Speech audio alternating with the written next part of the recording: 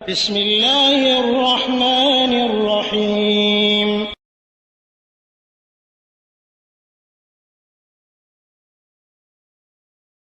ওয়ালাইকুম আসসালাম রহমতুল্লাহ বারাকাত। সৌদি আরব থেকে এক ভাই মোবাইল নাম্বার শেষে 8707 জানতে চেয়েছেন, রাগান্বিত অবস্থায় কেউ যদি স্ত্রীকে এক তালাক দুই তালাক বলে তাহলে সেটা কি তালাক হবে?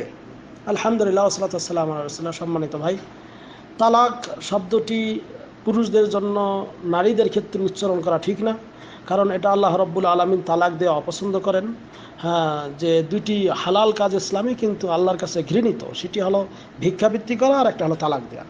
কাজেই এইগুলি শব্দ উচ্চারণ করা ঠিক না। এখন যদি রাগান্বিত অবস্থায় খুব রাগান্বিত হয়ে গেছেন, এটা তিনটি পর্যায়ে আছে। একটি হলো যে যে এমন অবস্থা যে সে কি বলতেছে না বলতেছে তার ব্রেন ঠিক নাই, এরকম অবস্থা যদি হয়ে যায়, আর এই অবস্থায় যদি স্ত্রীকে বলে এক তালাক দুই তালাক তিন তালাক তোমার মা সহ তালাক, মানে 36টা তালাক এমন করে দিয়ে দাও, তাহলে সেটা তালাক হবে না।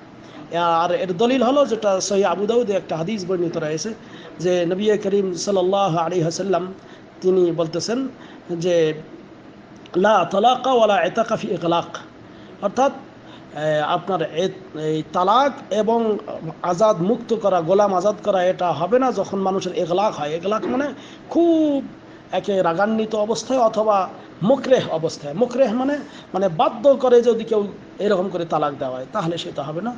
ইমাম আবু দাউদ, ইবনে মাজা, আহমদ এই হাদিস বর্ণিত রয়েছে আয়েশা রাদিয়াল্লাহু তাআলা আনহা থেকে।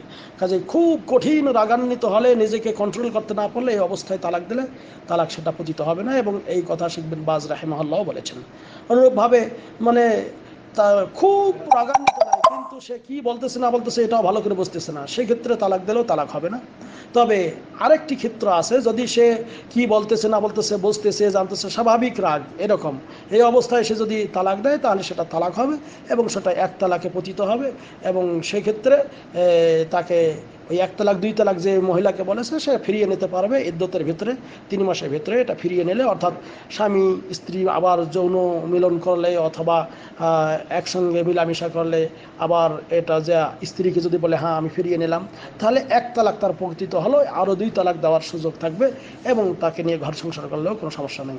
আশা করি ক্লিয়ার হয়েছে। হাযা আল্লাহু আ'লাম বিসওয়াব ওয়া সাল্লাল্লাহু আলা নবিয়িনা মুহাম্মদ। আসসালামু আলাইকুম ওয়া রাহমাতুল্লাহ।